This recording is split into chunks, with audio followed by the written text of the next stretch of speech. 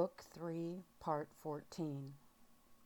I felt his hand stroking my hair and his body moving up behind me. He felt so incredibly good.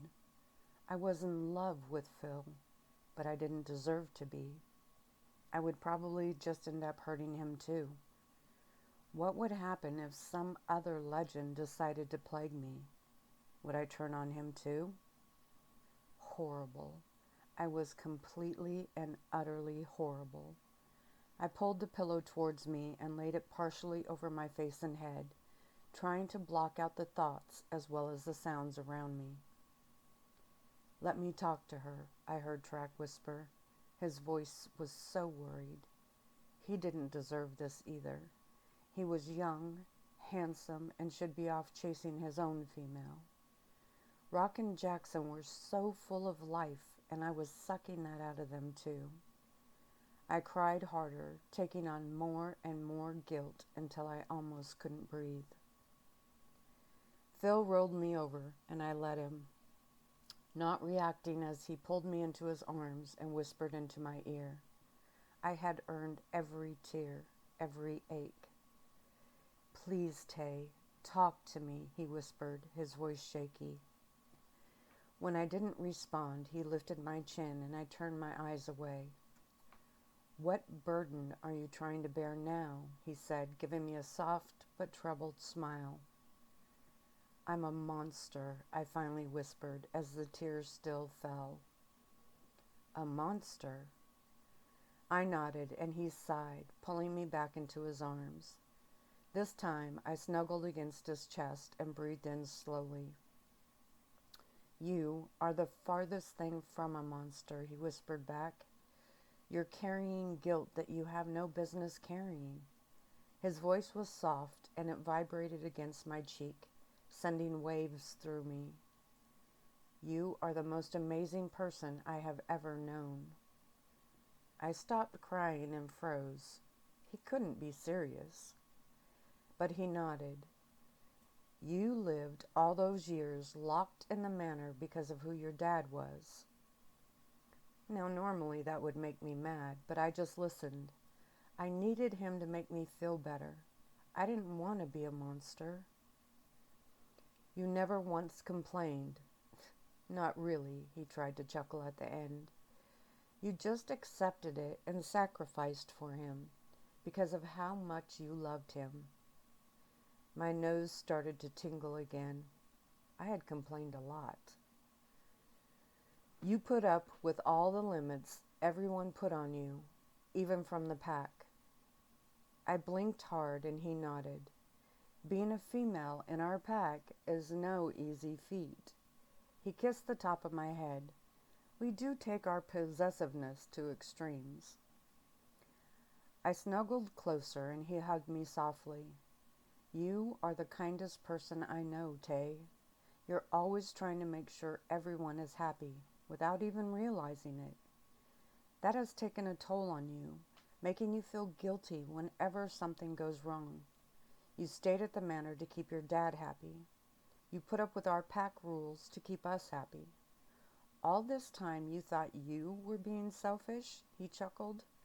"You have done nothing but sacrifice from the day you were born."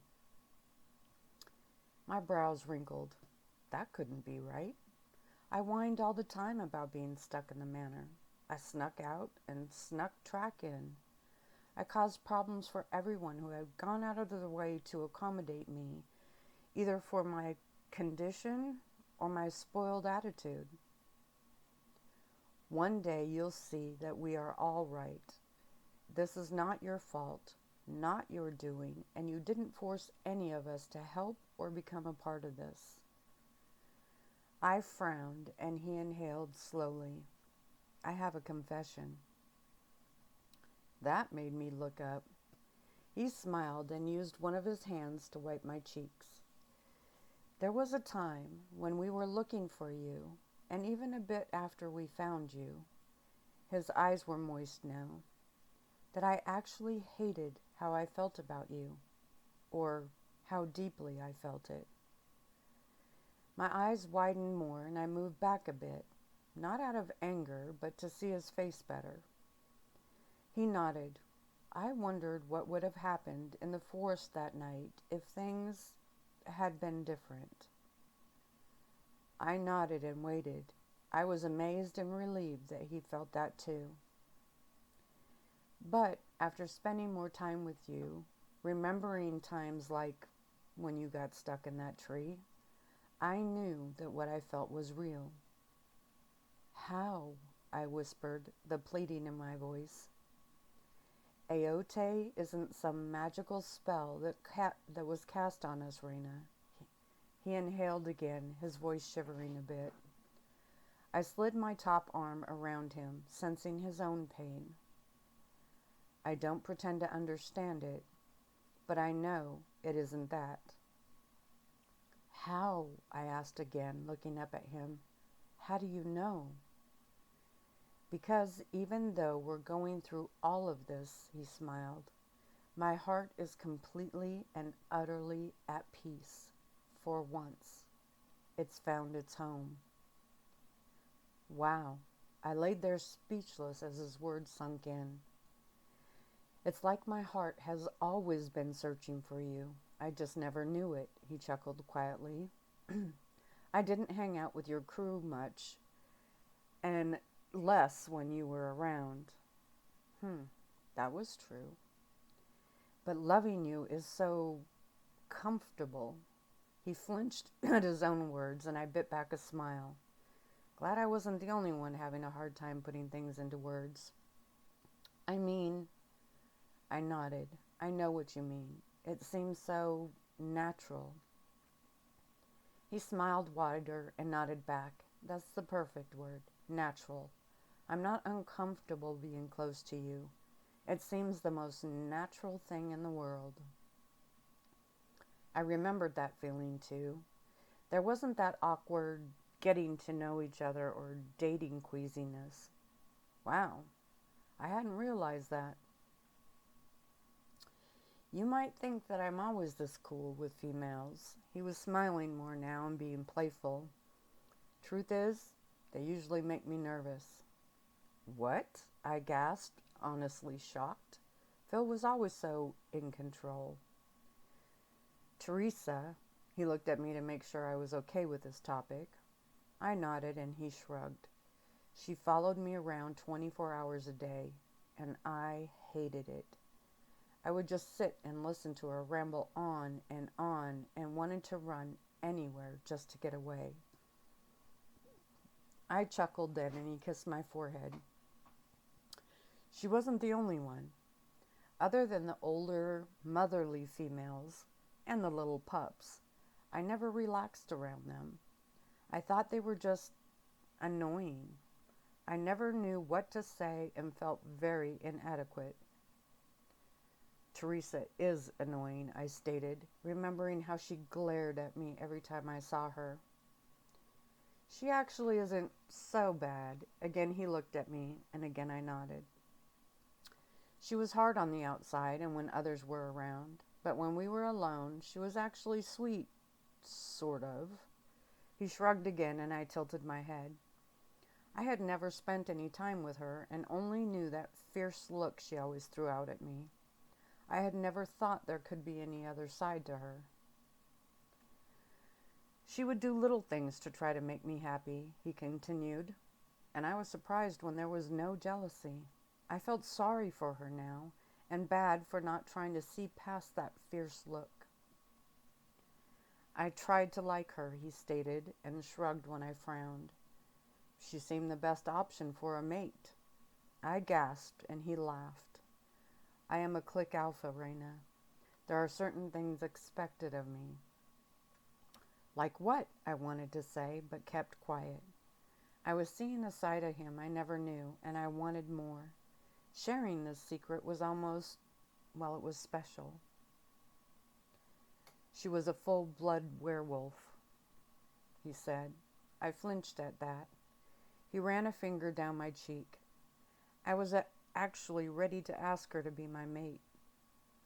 When my eyes bulged, he nodded. I had decided that I was never going to find that one, and had better get my head out of the clouds and take what I could get. Ew, I wrinkled my nose and he chuckled. So, you're not the only one with guilt. Huh? I never actually broke it off with her. That made me sit up.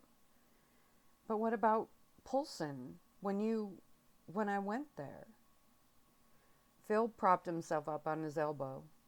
That was kept very hush-hush. Most of the pack didn't really know what was happening. She went a bit crazy trying to find out, demanded, begged them to let me see her. He looked down at the small amount of comforter between us. She thought I was dying, and she was sick with worry. At the manor, I whispered. You said that you weren't with Teresa and had your eyes on a tree-lined female. He nodded. That was short-lived. I was confused and didn't know why. I knew Teresa wasn't the one, so I tried to get interested in someone else. He shrugged. I didn't like the other girl any more than her, so I didn't pursue it. My chest rose and fell fast. All this time I had only been thinking about me and how this was either because of me or about me. I left Teresa there to come and find you, without a look, without a word. I just left. My throat tightened. He did understand. My heart sank and I saw the pain for what he had done in his face, but even more in his eyes. I didn't feel jealousy at all. I completely understood. Here I was so focused on what I had done to Jonathan, and Phil was suffering the same feelings about Teresa. I had been lucky enough to have the bout of amnesia to give me some reprieve, but he had suffered through his own guilt the entire time. I am so sorry, I whispered, a different kind of guilt washing through me. I was a spoiled brat. I only thought of myself, even when it came to feeling guilty. I never once stopped to really think about how this was affecting him, other than to put the spotlight on me. I lifted my hand and stroked his cheek. He closed his eyes and leaned into my palm. He was right, though. Loving him was the most natural feeling in the world. We both had burdens of guilt, but we would bear them together. A huge weight lifted off of me then, and I felt more tears spill down my cheek. He opened his eyes and smiled, but this time I laid down and pulled him to me. He rested his head on my chest, my heart beating under his cheek. It was amazing. Suddenly, I wasn't a little girl anymore. I no longer felt that every bad or good was about me or because of me. In that instant, I became a part of something much more than myself. I wrapped my arms around him and held him, knowing that I would do anything to keep him safe and happy. Like a small child stepping out of the dark, I shed a bit of my innocence, and in its place, I felt just a little stronger. Chapter 17. I have no idea how long we laid there, and I didn't care, until there was a knock on the door. Then it was me that actually growled.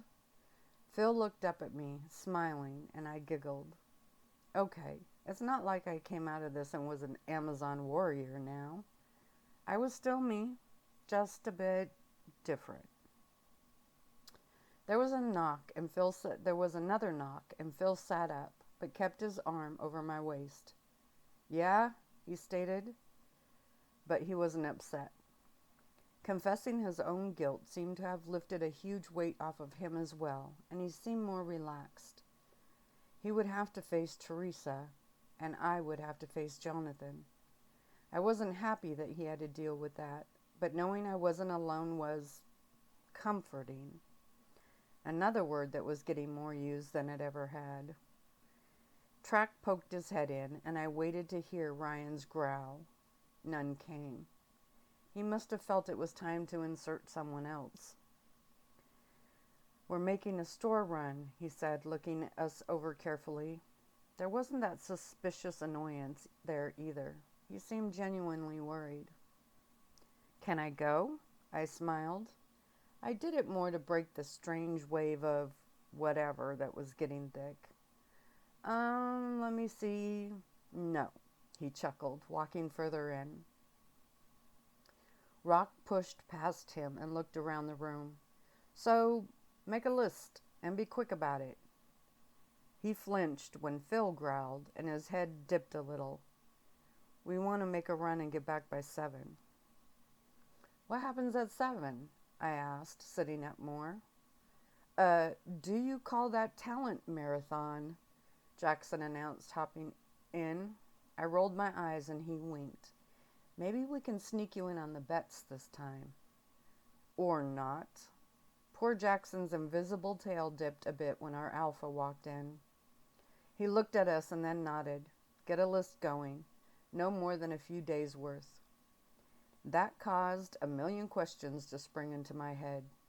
Why only a few days? Where were we going? Or were we staying here? How much shampoo was left in Phil's bottle? I think I was down to my last bar of unscented soap. Instead of asking any of those, I crawled off the bed and went to our bags and opened them. "Another shampoo," I stated, rummaging through mine and then his. "We have enough soap, but the shampoo is just about gone." I nodded, and then blurted out my jean size and tops, deciding I was not brave enough to go further than that. Track would get the other things. Nice thing about having a best friend, especially one that was already used to having to buy your female things. I lifted a pair of Phil's jeans, flipped over the waistband, and read off the size. When I realized that the room had gone quiet, I turned. They all stood looking at me. Even Phil had his mouth partway open. I peered back at them and shrugged. "What? You said you needed a list and to hurry." Marcus reacted first and lifted a pen and paper that he was holding. I read off the items again, and he scribbled the information down quickly. Then I tapped my chin. "The marathon sounds fun, but maybe a board game, small, compact, and something that we could all play at the same time if needed." That made perfect sense. No fun getting a game that maxed out with 4 players, leaving the others to sit around and watch. Again, Marcus was the only one moving. I finally rolled my eyes, hefted my bag up, and shook my head. "I'm gonna go take my shower now." I stepped up to Phil, gave him a quick kiss, smiled, and walked into the bathroom, shutting the door behind me. What's their problem? I shivered as I pulled out my bag of things. First they say, "List, now," and then they turn into statues. I huffed as I sat my things on the counter, but I was smiling. I started to hum then and unwrapped my splint. It was fresh, and if I didn't use this arm in the shower, it would feel nice not to have it on. After the shower, I dressed and then carefully put the splint back on, making sure it wasn't too tight. I dried my hair, packed my things back into my bag, hung up the towel, and then headed back out into the room. Phil was sitting on our bed. Cal, Aaron, and Jackson were on the other one. The talking stopped when I walked over, and I put my bag down. Phil looked at my arm, and I shrugged. It felt good, and I wrapped it back up. He nodded with a small smile, and Ryan walked in. When he also noticed my arm, and I had to hold back my sigh as he inspected my job, after a satisfied nod, he turned. "So, list ready?" Marcus held out the paper, and our alpha reviewed it. I eyed him slowly, surprising they hadn't already left. Maybe they were waiting to see if I needed anything else. "Raina wants to come along," Rock said, grinning at me. I rolled my eyes, and Ryan's shoulder bounced with a silent chuckle. "I bet she does." He handed the list back to Marcus and looked around the room. "Take Jackson, Aaron, and Track," I added quickly. "Afraid he'll break more furniture?" My eyes widened. More? What had happened out there? "She wants him to get her that girly stuff she was too embarrassed to put on the list, Jackson grinned, and I moaned. Great. They all knew. Ryan cleared his throat, but I saw the smile in his eyes. Being the only female was really hard sometimes. Shut up, Jay, Track snapped. I'll go. Our alpha nodded, and the three of them headed out of the room. I let out my breath, and Ryan looked at me. I know it's hard being the only female around all of these wolves. I tilted my head, and he shrugged. I have no better end statement to that, I'm afraid. Just that I know. I chuckled and nodded. Acknowledgement was something. The rest of the guys took their showers, and Ryan finally sent Phil down to the front desk for clean towels and linens. He came back with his arms loaded with those white hotel supplies and then ran back out. When he came back in again, he had a basket filled with fruits and snacks.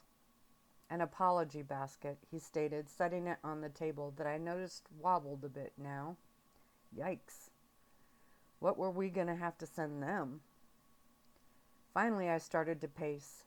Being cooped up was making me antsy, and it didn't help that those humans kept walking past our room.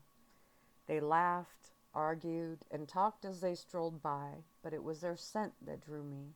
Such a wild concoction of scents. Don't they realize how many smells they put on? I asked the window as a couple walked by. That part had me bewildered. Nope, Rock chuckled from his seat at the table. Ryan had put him there when I kept moving closer to the door. It wasn't like I was going to open it and attack them. Sheesh. They don't even match, I whispered in awe. Flowery perfume with fruity shampoo and musky, I inhaled again, whatever that is. Rock laughed again and sat a magazine down. Some of it's not so bad. I shrugged. Never said it was bad, just odd. Their sense of smell must be so different. You were checking her out, came a heated female's voice on the other side of the wall. My head tilted, and I took a step forward. Rock stood, but I ignored him. Babe, I wasn't checking her out. I was looking at the guitar on the wall behind her. My eyebrows lifted, and Rock lowered his head and laughed. That was lame. You do this every single time we go out, the female shouted, their voices drifting as they walked away. I took another step, wanting to hear and smell more. She had smelled mad, furious even. That excited me, and I wanted to follow them. Whoa it up there, pup, Rock smiled. No chasing the humans. Makes it hard to stay hidden. Huh? I blinked and then sighed. Sorry, my head tilted. They fascinate me, I whispered. What were their lives like? What did they eat? I only knew what I saw in the movies and on TV, and we all knew most of that was crap. Ryan walked out of the far room, his own hair slightly damp now. I flinched and waited for Rock to tattle, but he didn't. Then we heard running, and my head whipped back to the blanket on the window. I could sense the person's heart beating, and my own raced. It was a male this time, and he was getting closer. I lowered myself a bit, trying to peer through the plaster and wood. My chin lifted as I inhaled, and then I gasped as Rock pulled me off my feet and physically turned me around. What was that for? Our own alpha was frowning, and my head lowered. He was... I know, came his low voice. We've thrown you into a human world, and your senses are on overload. I blinked, waiting for him to say what I needed to do about it, or how I needed to get better control. Instead, he walked over to the table, picked up a drink, and then looked around for Phil. He's in the other bedroom, I stated, pointing. He's watching some motorcycle thing with Cal. I cringed, and Ryan looked at Rock, who shrugged. I've seen it. That was his way of saying he was babysitting me. But I was grateful he didn't come right out and say that. Ryan nodded, gave me a quick smile, and headed into the room. A second later, Cal came out, and the door was shut behind him. Alpha talk. Rock nodded, and I started to pace again. When are they coming back? I asked. What time is it? I shot out before they could even answer my first question. Cal looked at his wrist. Well, they only have an hour until the marathon, he tried with a smile. I huffed and continued to wear out the carpet between the two ends of the room. More humans teased me by strolling by. One had small children with them, and I noticed they weren't as doused in scents as the older ones. I was inhaling deeply when a familiar set of smells tickled my nose. They're back, I stated. Rock and Cal were on their feet, and I nodded and watched them both test the air. My nose had always been pretty good. I wouldn't have sensed them, though, if I hadn't been trying to drink in the aromas of those humans out there. Cal moved to the door and waited. When they knocked, he still waited. They knocked again, and he finally opened it. I giggled. Were we doing secret knocks now? Track flopped his bags on the table that now tilted to one side. He had quite the load, though. The others were just as burdened, and Jackson and Aaron left to get more. My best friend gathered a handful of plastic bags and a few paper ones with handles and held them out to me. I took them quickly when Rock tried to be nosy, and I headed to the bedroom door, stopping short when I remembered Ryan and Phil were talking. I bit my lower lip and looked around. I didn't dare leave them sitting around. I was sure these were more basic staples, but didn't need Rock and Jackson going through them anyhow. Here, I'll take those for you, Rock teased, and I pulled them closer to me. Go help bring in the rest, Track snapped, and Rock winked at me and headed out the door. Thanks for doing that, I said with a small smile. You're welcome. Again, he stated, and then walked over to me. And again? You're going to pay for it. He glanced around at the bags and then wiggled his eyebrows. My eyes widened and he shrugged. That's what you get for not having a female best friend. I frowned at him and he went to take one of the bags. Here, let me show you this one. Black. I gasped and turned so he couldn't get to the bags. He laughed and we all turned when the bedroom door opened. Ryan looked at me since I was only inches from the door. I see they're back. Track nodded and Ryan moved. I rushed through and hurried to the bed, dropping the bags and making sure nothing fell out. Phil followed me and I moaned. Any more lace in there? He whispered, and I gasped. I like you in lace. My eyes blinked rapidly and he chuckled. When you shifted, someone had to get the clothes off of you. I gasped and he shook his head. It's not like in the movies where the clothes explode off of us. You know that, Tay. Sometimes they twist around us and it can make the shifting harder and more painful. Yeah, I knew all that, but still, did he have to mention what I had on? He smiled again and leaned towards the bags. I bent over and shoved them further down the bed. Track bought whatever's in there. I haven't seen how bad it is. Bad? I nodded and he smiled. I think he has pretty good taste the last time, except for that coat. That brought my adrenaline down a bit and I shivered theatrically. That hideous red coat. So, can I see? No. He couldn't really be serious, could he? He had to be playing with me. Please let him be playing with me. You know, Tay, there's going to come a time. So how long until the marathon? We both turned, and this time I was relieved for the intrusion. Track gave me a quick smile, and I returned it. How did he always know?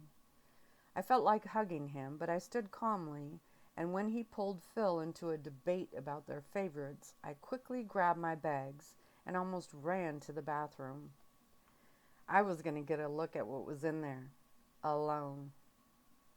I pulled out a bottle of shampoo and inspected it.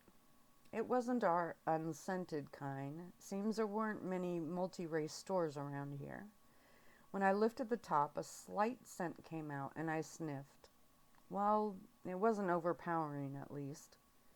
There were some ace bandages and some ponytail holders. The last made me smile, and I quickly yanked the plastic holder off, pulled out a blue one from the bunch, and started to brush my hair back.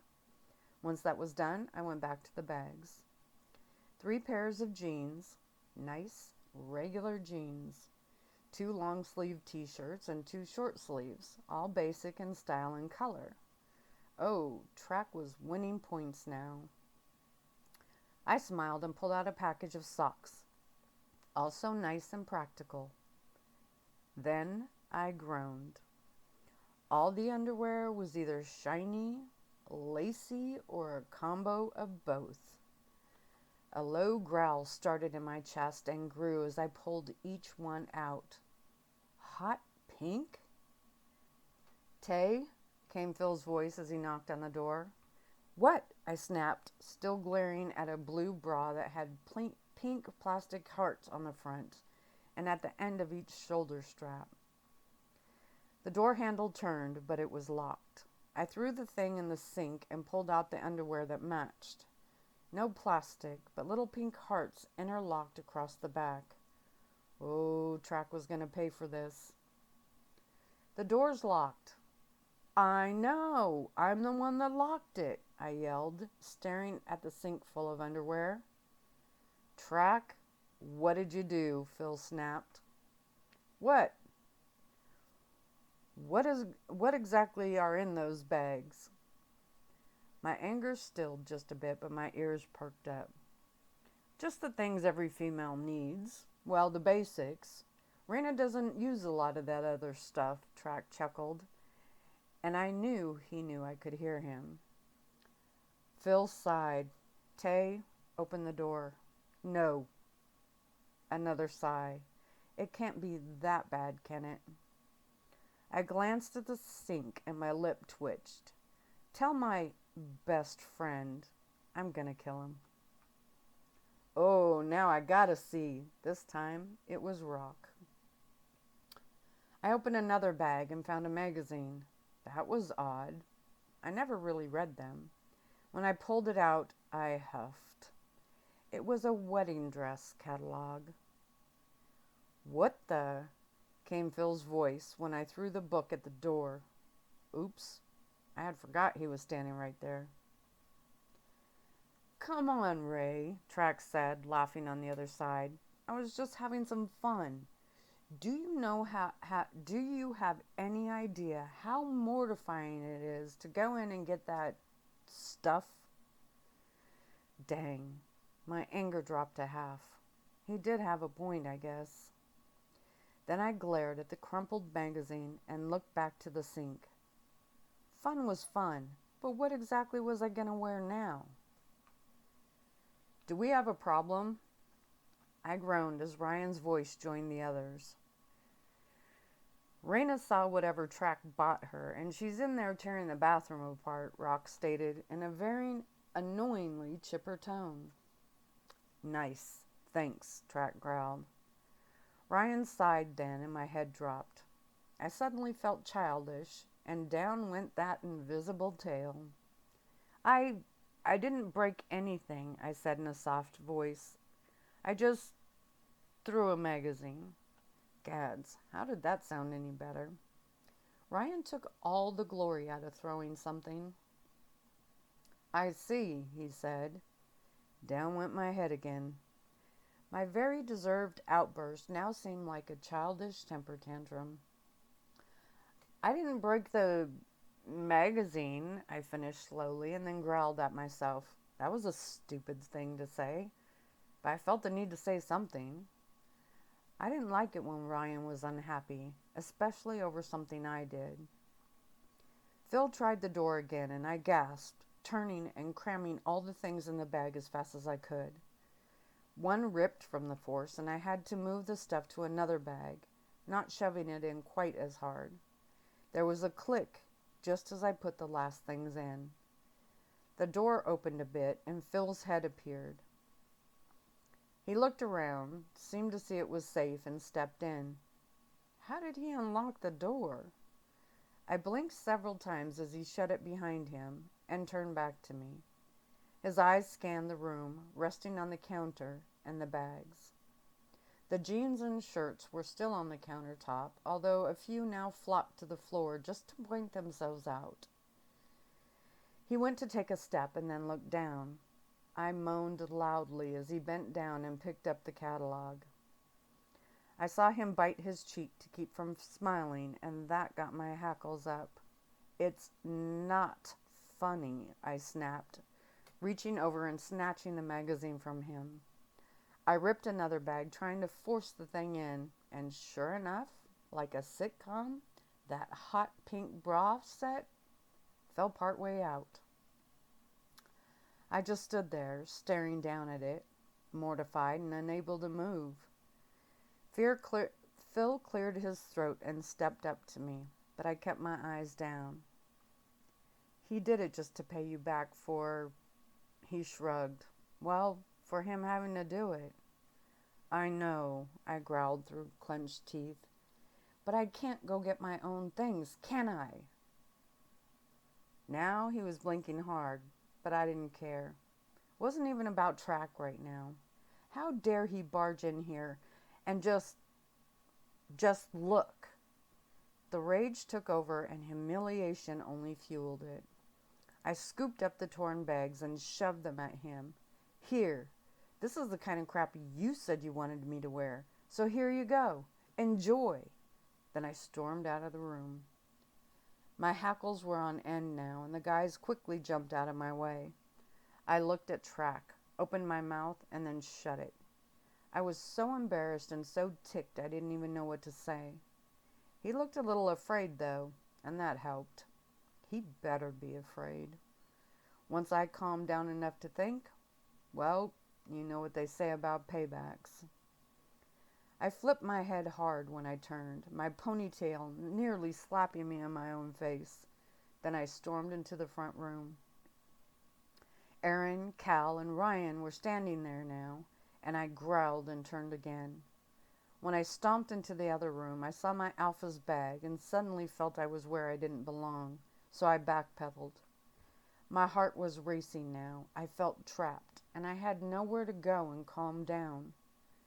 My chest rose and fell hard, and my eyes searched. I lowered my stance a bit. I needed out. I needed somewhere to regroup, and there wasn't anywhere to go. A wolf doesn't react well to feeling trapped. I noticed the other bathroom door and ran over to it, inside, and nearly splinted the wood when I slammed it closed. Ha! I thought, as I paced the 4-foot section of floor. That'll show 'em, I yelled in my mind. After a few minutes of pacing, the anger slowed a bit and reality started to sink in and settle in the pit of my stomach. Oh God, what did I just do? My hand moved to my mouth as my mind tormented me with a replay. I groaned and sat down on the toilet seat, then lowered my head into my hands, groaning again. I heard them whispering, but couldn't make out what they were saying. I looked down at my bare feet. How was I going to go back out there and face them after the scene I made? What were you thinking? I whispered to myself. Track started it, I argued, but knew that didn't matter. However stupid it was, he was just messing with me. I was the one that overreacted. Now I was stuck in this tiny bathroom, self-inflicted. Some Amazon warrior. More whispering, and I bit my lower lip. Finally, there was a knock on the door. This time I didn't yell. Hey, Wolf Girl, the marathon's going to be starting soon. Hurry up in there, and I'll save you a spot on the bed. I smiled. As mad as I was at Track, I loved him. He hadn't meant for his joke to get this out of hand. He never did. I stood up and walked to the door, putting my hand on it. The handle turned, and I gasped, taking a step back. I hadn't locked this one.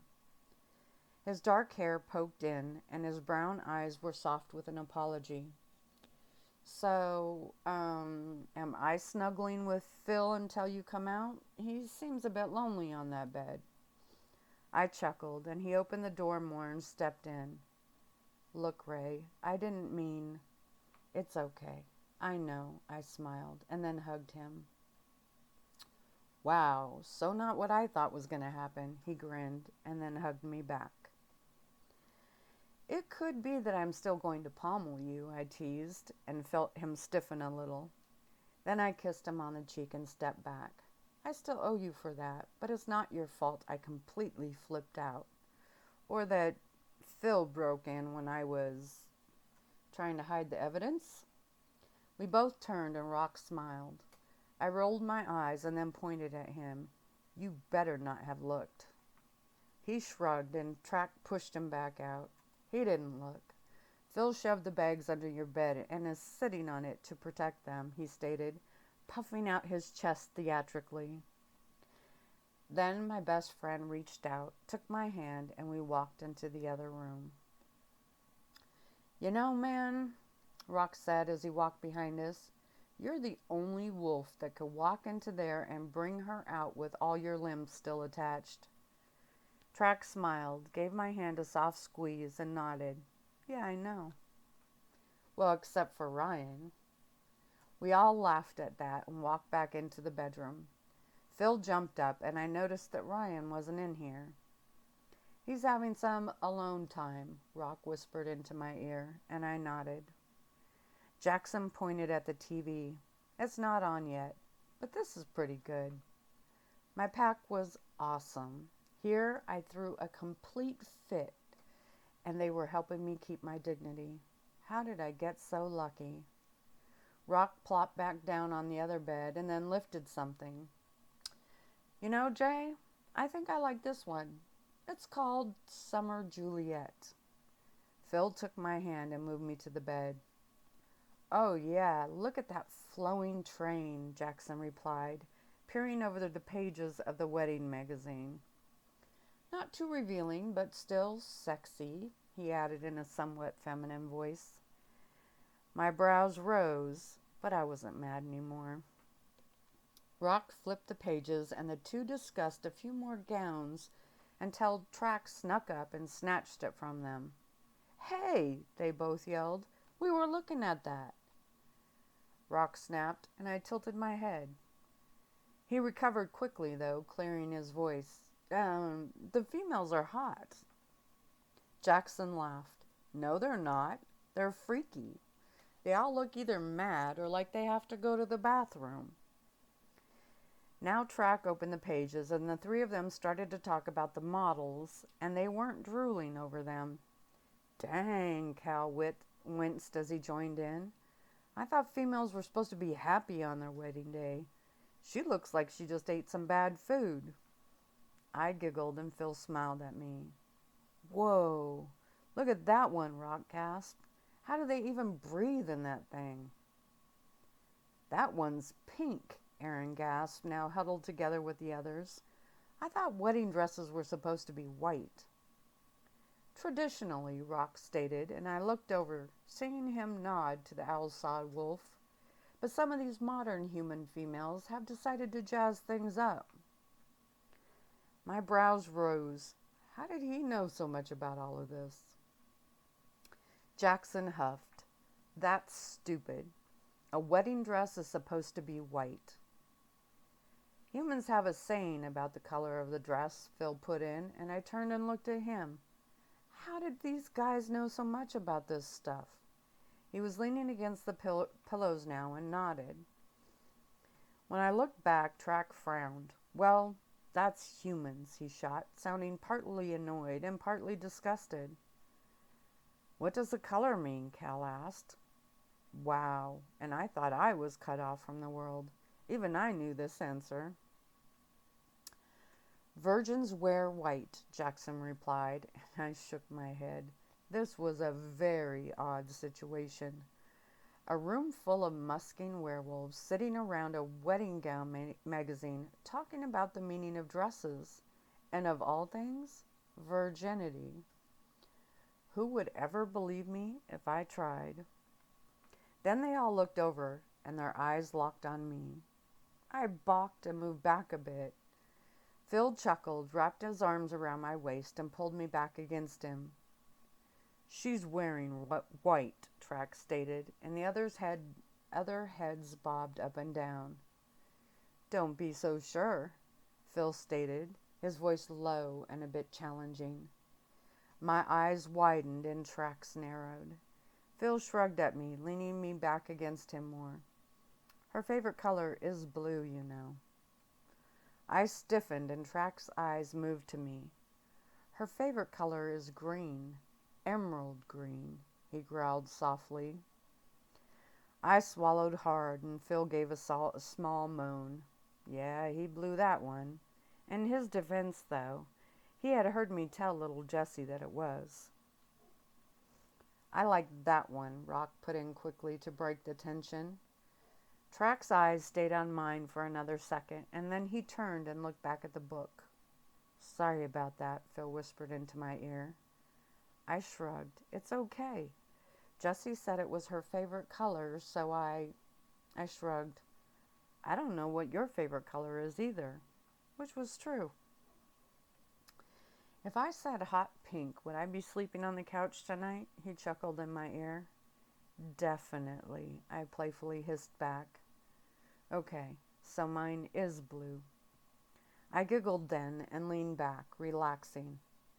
The guys, however, had started to argue over whether buttons or zippers were better. Guys, they all lifted their heads like pirates over a chest of gold. The show? Phil chuckled, and the four heads blinked and turned to the TV. The catalog was quickly tossed on the nightstand and forgotten as the marathon began. I'm surprised no one called and complained about the noise, or that Ryan didn't come in and demand that they keep it down. 7 guys yelling at each other and the TV as we watched some very odd but morbidly addicting acts. Rock and Jackson instigated as much as anything and finally succeeded in ticking Marcus and Track off. So the 4 of them rolled and thumped in a pile at the end of the beds. I winced when someone's head made contact with a dresser, but they kept going. Even though Rock and Jackson were physically bigger, Track and Marcus were wiry and fast. Sorry about this, I said, smiling at Cal and Aaron, who sat on the other bed. They both smiled, and Aaron shook his head. It's great, actually. Is it always like this? Unfortunately, Phil chuckled, and it's always worse when she's around. He kissed my cheek when I turned and balked at him. He nodded. It's true. That whole musking male plus big pack brother thing kicks their hormones into high gear. Plus, she's hot and we like showing off in front of her, Jackson laughed, out of breath, with his hair wild. Rock nodded, shoving Track and standing up. It used to be a lot worse, when she was single. I rolled my eyes and Track shoved him back playfully, taking a seat on the other bed, also out of breath. Now she's taken, but she's still hot, Rock chuckled, winking at me. They were so annoying sometimes. It was a good thing I loved them so much. Rock plopped on the bed with me and Phil, and he watched the next episode with the guys still fighting through each and every commercial. We all froze when the door opened and Ryan walked in. He looked around the room and then shook his head. And I thought Raina was the only one having problems being cooped up. His mouth smiled, but his eyes didn't. Our alpha looked over at me. I need to talk to you. I nodded, the smile falling from my own face, and quickly moved around Rock and stood up. Phil was right behind me. I half expected Ryan to tell him he only wanted to talk to me, but he didn't. "Hey, what's going on?" Rock asked, also on his feet now. Ryan sighed, exchanged a look with Phil, and then looked at me. "It's time to make that call," he stated, and I looked at the phone in his hand. "What?" Jackson roared, jumping to his feet. "Are you mad?" Track hissed, hopping up and standing next to me. When our alpha's brows rose, Track shook his head. "He'll have every phone tapped and an entire crew waiting to trace the call." "These are prepaid generic phones," Phil explained. "Tracing them won't do any good." "He'll find a way," Track snapped, and balked when I looked at him. No one could trace one of those phones. Even I knew that.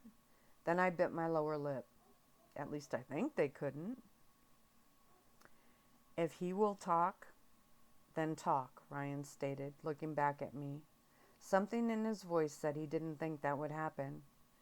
I had my own doubts, but I nodded slowly. As much as I missed him, which was a lot, I was also wanting to start fixing this mess. I wanted to go home. Or, I turned and looked at Phil. I wanted to get my pack home. Where my home now was, well, that was a little bit more complicated. I reached out my hand and Track shook his. "He's going to find her, snatch her, and we're going to start this whole crazy cycle all over again." My best friend was ticked, but Ryan handed me the phone. My hands were shaking, and I walked back and sat on the bed. No one followed me, but they all stood and watched.